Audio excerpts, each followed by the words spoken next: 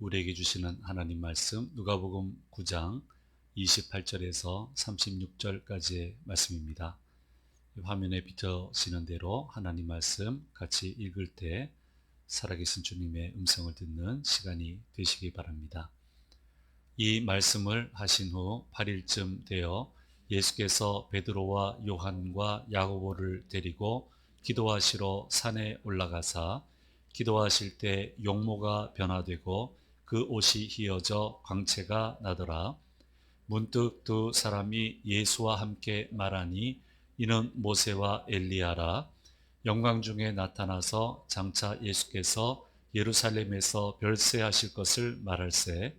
베드로와 및 함께 있는 자들이 깊이 졸다가 온전히 깨어나 예수의 영광과 및 함께 선 두 사람을 보더니 두 사람이 떠날 때 베드로가 예수께 여짜오되 주여 우리가 여기 있는 것이 좋사오니 우리가 초막 셋을 짓되 하나는 주를 위하여 하나는 모세를 위하여 하나는 엘리야를 위하여 하사이다 하되 자기가 하는 말을 자기도 알지 못하더라.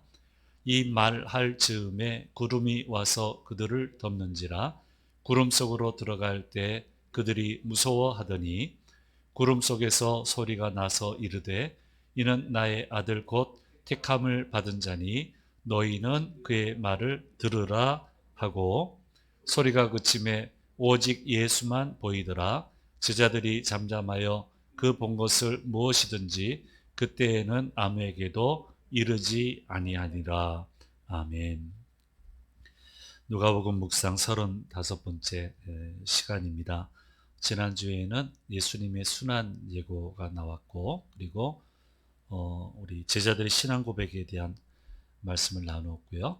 그 이후에 누가는 곧바로 변화산 사건에 대해서 기록을 하고 있습니다. 우리 누가복음에서 계속 얘기하는 것처럼 누가가 강조하고 싶은 것은 메시아이신 예수님을 강조하고 싶은 겁니다. 예수님 십자가 당하시고 십자가형에 처하시고 순환을 당하셨는데 유대인의 입장에서 보면은 나무에 달리는 자는 저주받은 자입니다. 헬라적인 입장에서 보면 극악무도한 죄를 저지른 사람이 달리는 것이 십자가형입니다. 그러니까 예수님이 그런 모습을 띠고 돌아가셨는데 그게 아니다. 그게 아니고 이것은 하나님이 예정하신 구원을 우리에게 주시기 위한 하나의 절차다라고 하는 것을 변화산 사건을 통해서 누가는 지금 강조하고 있는 것입니다. 변화산 사건에서 이제 세 가지 모습이 눈에 띄는데요. 첫째는 용모가 변화되었다. 29절 말씀에 말씀하고 있습니다. 같이 읽어볼까요? 기도하실 때 용모가 변화되고 그 옷이 휘어져 광채가 나더라. 두 번째는 구약의 대표자들과 이야기를 나누세요. 30절 31절 말씀 읽겠습니다. 문득 두 사람이 예수와 함께 말하니 이는 모세와 엘리야라. 영광 중에 나타나서 장차 예수께서 예루살렘에서 별세하실 것을 말할세. 모세는 구약의 율법의 대표고요. 엘리야는 선지자의 대표예요. 그러니까 구약 전체에 대표하는 사람들하고 이야기를 나누는데 그 이야기 주제는 별세다, 죽음이다.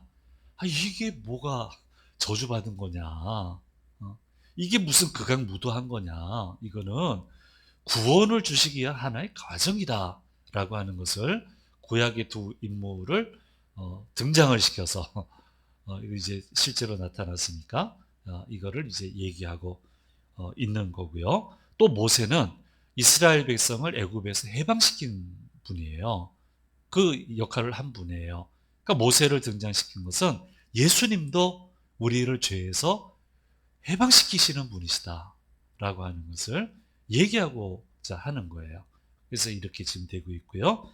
마지막 세 번째로 하늘에서 소리가 들렸다. 35절 말씀에 말씀하고 있습니다. 읽겠습니다. 구름 속에서 소리가 나서 이르되 이는 나의 아들 곧 택함을 받은 자니 너희는 그의 말을 들으라. 너희는 그의 말을 들으라. 예수님이 계속 나는 고난당할 거다. 순환당할 거다. 십자가를 지게 될 거다. 그 말을 들어라.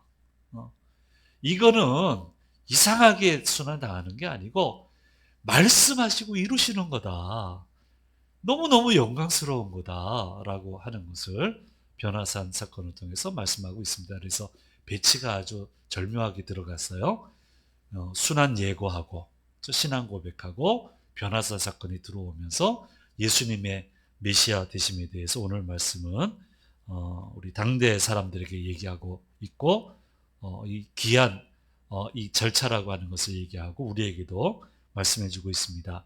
이 변화산 사건이 우리에게 주는 몇 가지 주님의 계시가 있는데요. 첫째는요. 자, 변화산 사건이 일어난 곳은 기도하시러 간 장소예요. 거기에서 변화산 이 기적의 사건이 일어났다고 하는 것을 기록을 하고 있습니다. 복음서는 예수님의 행적을 잘 기록을 하고 있는데 거기에 보면 유독 예수님의 행적이 기도와 연결되어 있는 것을 보게 됩니다. 첫 번째 우리가 보게 되면은 예수님은 중요한 결정을 하실 때마다 충분히 기도하신 후에 하셨다. 충분히 기도하신 후에 중요한 결정을 하셨다라고 복음서는 기록을 하고 있습니다. 그 단적인 게 누가복음 6장 12절, 13절 말씀에 나오고 있습니다. 같이 읽겠습니다. 이때 예수께서 기도하시러 산으로 가사 밤이 새도록 하나님께 기도하시고 밝음에 그 제자들을 부르사 그 중에서 12를 택하여 사도라 칭하셨으니 12사도는 예수님 사역에도 중요하지만 예수님 부활승천하신 다음에 중요한 지도자예요.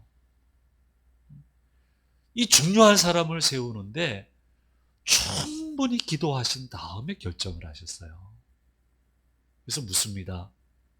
여러분 중요한 결정할 때 얼마나 기도하시나요? 얼마만큼 기도하고 하시나요? 우리가 한번 생각을 해야 됩니다. 두 번째로 예수님은 충분히 기도하신 후에 중요한 전환점을 맞이했다라고 하는 것을 복음서는 우리에게 얘기하고 있습니다. 십자가를 지시기 전에 겟세마네 동산에 가셨죠. 거기서 기도하시는데 그 십자가는 전환점이에요. 공생에 시작하실 때에도 성령으로 광야에 이끌려 나가셔서 거기서 묵상의 시간을 가지셨고 십자가를 지시는 중요한 전환점 앞에 두고도 겟세마네 동산에서 기도하시는데 땀방울이 핏방울처럼 보일 정도로 핏방울이 되었던 것처럼 그렇게 충분하고도 간절히 기도하시고 중요한 전환점을 맞이했다고 성경은 기록을 하고 있습니다. 근데 우리는 중요한 전환점을 앞두면 심란해만 하고 예수님도 심란해 하셨죠. 근데 충분히 기도하셨어요. 근데 기도도 안 하고 방황하고 심란해하고 갈피를 못 잡고 그렇게 전환점에 들어가는 경우가 대반사예요. 오히려 작전 기도해야 되는데 그때는 자기만의 20일 작전 기도를 하든지 40일 작전 기도를 하든지 그렇게 충분히 기도하고 전환점을 인생의 전환점이든 뭐 사업의 전환점이든 직장의 전환점이든 그렇게 맞이해야 되는데 그저 되겠지.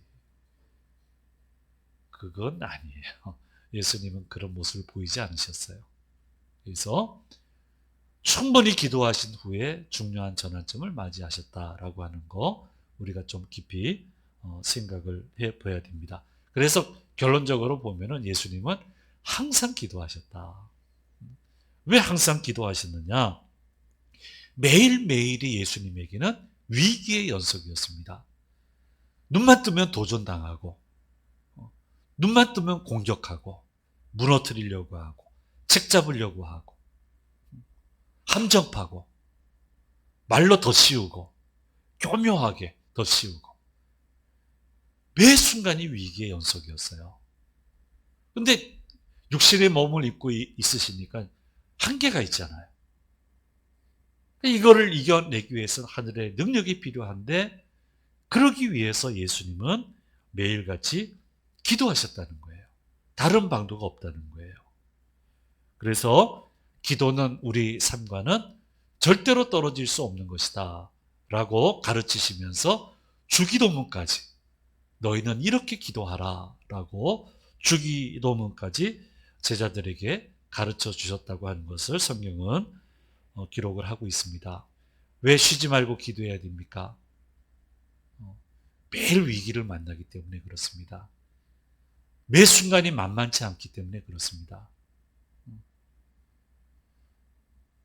눈만 뜨면 도우려는 사람은 적고 무너뜨리려는 사람은 많습니다.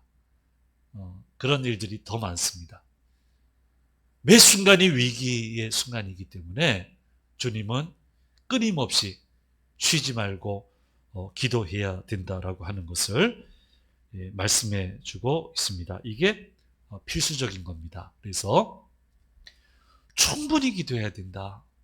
중요하다고 생각한 것일수록 충분히 기도해야 되고, 우리 믿음의 선배들도 얘기하시고 저는 그 말씀이 맞다라고 생각도 하고 체험도 해봤지만은 기도의 분량이 차야 된다. 그렇더라고요. 분량이 차야 되더라고요.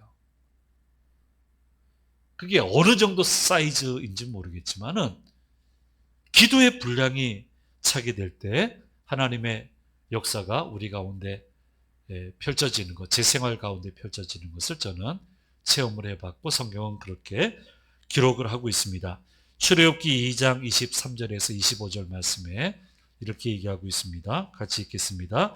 여러 해 후에 애굽 왕은 죽었고 이스라엘 자손은 고된 노동으로 말미암아 탄식하며 부르짖으니 그 고된 노동으로 말미암아 부르짖는 소리가 하나님께 상달된지라. 하나님이 그들의 고통 소리를 들으시고 하나님이 아브라함과 이삭과 야곱에게 세운 그의 언약을 기억하사 하나님이 이스라엘 자손을 돌보셨고 하나님이 그들을 기억하셨더라. 고통 가운데 부르짖는 소리가 하늘에 상달되니 그 고통 소리를 들으시고 세우신 언약을 기억하사 돌보시고 기억하셨다. 기도의 분량이 차야 된다. 찼더니 이런 모세를 보내시고 이런 역사를 일으켜 주셨다라고 하는 것을 오늘 우리는 성경을 통해서 발견해 볼 수 있습니다. 어쨌든 제자들은 쫓아간 제자들은 신나게 잡니다. 변화산에서. 졸아도 기도산에 올라갔어요. 눈 뜨고 맨정신으로 기도해도 응답하시고요. 졸다가도 응답하시더라고요. 그런 경험 안 해보셨습니까? 졸더라도 내가 있어야 되는 기도의 자리에 있어야 되는 거예요. 거기서 기도해야 되는 거예요. 그렇게 기도하는 장소에 있을 때 이 제자들은 변화되신 예수님의 모습을 보고 모세와 엘리야의 모습까지 보고 하늘의 소리까지 듣게 되는 그런 기적의 사건을 경험하게 되었다. 그래서 이것은 모두 기도하는 곳에서 일어난 것이다 라고 하는 거 여러분 꼭 기억해야 됩니다. 물론 말씀도 잘 따라가야죠. 근데 말씀을 잘 따라가게 되는 건 기도예요. 기도해야 돼요.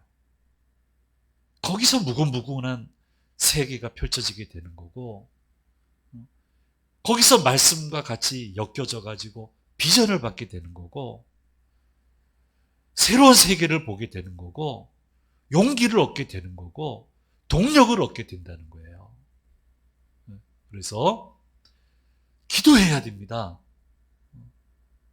그래서 우리도 기도의 영역을 자꾸 넓혀야 되는데 어떻게 넓힐까 이제 많은 고민하고 그걸 위해서 또 기도하고 있는데, 어쨌든 이 변화산의 모습은 기도하는 곳에서 일어난 것이다 라고 하는 것을 얘기하고 있습니다. 두 번째로 이 변화산 사건은 예수님과 모세, 엘리야가 만나서 대화를 나누시는데 대화의 주제는 독특하게 예수님의 별세입니다. 예수님 돌아가십니다. 그 얘기하고 있는데 하나도 안 무서워요. 하나도 낯설지 않아요. 그래서 예수님 별세의 특징은 세 가지 특징이에요. 첫째는 승리를 위해서 반드시 통과해야 되는 과정이 별세예요. 돌아가셔야 돼요. 두 번째 특징은 죄 많은 세상에서 영원히 의로운 생명의 나라로 이동하기 위해서는 별세가 있어야 되는 거예요. 그리고 세 번째 예수님 별세의 특징은 영원히 만물을 통치하시기 위한 통과 과정이 바로 이 별세입니다. 별로 이상하지 않아요. 죽음을 얘기하는데 우린 다 두려워하잖아요. 하나도 이상하지 않아요. 우리도 마찬가지입니다. 마지막 세 번째 만물 통치하는 거 우리 영역이 아니니까 그거는 우리한테 해당이 안 되지만 앞에 두 가지는 해당이 돼요. 승리를 위해 반드시 통과해야 되는 과정이에요. 승리의 찬송을 부르기 위해서, 승리의 결실을 거두기 위해서는 통과해야 되는 거예요. 유한하고 죄 많은 세상에서 영원한 나라로 이동하기 위해서는 이 별세가 필요하다는 거예요. 이 두 가지가 해당이 된단 말이에요. 그래서 우리는 별세를 이상하게 생각하지 말아야 됩니다. 건강하게 주님의 영광을 위해서 오래 살면서 기여하며 사는 것은 우리에게 주어진 사명이 맞습니다. 노력해야 됩니다. 그렇게 장수하면서 건강하게 살면서 하나님의 나라를 건설하기 위해 열심히 오랫동안 기여하는 것 당연히 우리에게 주어진 사명이지만은 그 과제를 다한 후에 천국으로 이동하게 될 때에는 우리 예수 믿는 사람들은 품격 있게 이동해야 됩니다. 그래서 저도 이 별세에 관한 성경 공부를 시켰어요. 한 두 과정 정도, 두 케이스 정도 이 과정을 만들어서 이 별세에 관한 것을 가르쳤는데 포인트는 뭐냐? 품위 있게, 품격 있게. 아니 승리하는 데고 영원한 나라로 꿈과 같은 나라로 들어가는데 왜 이렇게 품격 없게 가냐는 거예요. 그래서 이게 이제 포인트예요. 그래서 보면은 감사하게도 품격 있게 가는 분들이 훨씬 더 많았고요. 근데 어떤 직분자는 죄송합니다. 왜 저러시나. 그 직분자예요. 근데 불안해가지고 왜 저러시나. 저 양반 믿음 좋은 줄 알았는데 천국 가는 게 저렇게 두렵나. 돌이킬 수는 없겠는데. 돌이킬 수는 없겠는데. 그래서 참 저도 민망하고 그랬던 경험이 있습니다. 그래서 이거를 이제 한자 용어로 하면 사생관이다 이렇게 얘기를 하죠. 삶과 죽음의 그런 관이 분명해야 됩니다. 그래서 우리는 이제 이런 관을 가지고 제자들은 지금 난리가 났어요. 예수님 돌아가신다니까 난리가 났는데 예수님은 자연스럽게 얘기를 해요. 모세하고 엘리야하고 주제로 삼아가지고 그리고 영광 가운데 얘기를 해요. 난리가 나지 않아요. 영광 가운데 얘기한다고요. 그게 얼마나 이게 포인트예요. 그래서 이 변화산의 사건은 이것을 우리에게 얘기하고 있습니다. 이제 마지막 세 번째로 말씀을 통해서 우리가 좀 묵상해야 되는 것은요. 정신 못 차리는 제자들. 정신 못 차리는 제자들. 실컷 자다가 깨어가지고는 이 모습을 보고는 횡설수설해요. 초막셋을 지읍시다. 주를 위해서, 모세를 위해서, 엘리야를 위해서 해놓고는 성경에 뭐라고 되어 있습니까? 자기가 무슨 말 하는지 모른다고. 그 다음에 구름이 몰려와요. 구름 속에 들어가요. 그럼 여러분 어떠세요? 따뜻할 것 같아요? 무서울 것 같아요? 갑자기 구름이 쫙 몰려오면서 기도하는 곳에 구름이 쫙 몰려오면서 구름 속에 들어가게 되면 따뜻하고 감사할 것 같아요? 무서울 것 같아요? 근데 이 제자들은 좀 두려워해요. 대책이 없습니다. 마귀 봐도 두려워하고 하나님의 영광 가운데 들어가도 두려워하고 대책이 없어요. 대책이 없어요. 그래서 이걸 이 말씀을 준비하면서 묵상을 많이 했는데 주께서 임하시면 글쎄 천사가 갑자기 나타나면 두려울까 즐거울까? 여러분 어떻다 생각하세요? 성경에 보면 대부분 다 두려워했거든요. 그래서 사람은 대책이 없습니다. 방법이 없습니다. 이렇게 한계가 있습니다. 그래서 이 모습을 보면서 우리가 다시 한번 깨닫게 되는 것은 우리는 끊임없이 도움을 간구해야 되는 존재다라고 하는 것을 우리는 알게 됩니다.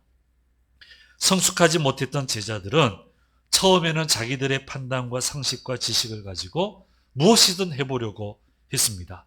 근데 다 실패했고요. 근데 나중에 성숙된 제자들은 어떤 일을 하게 되면 자세가 완전히 달라져요. 납작 엎드려요. 일단은 도움부터 구합니다.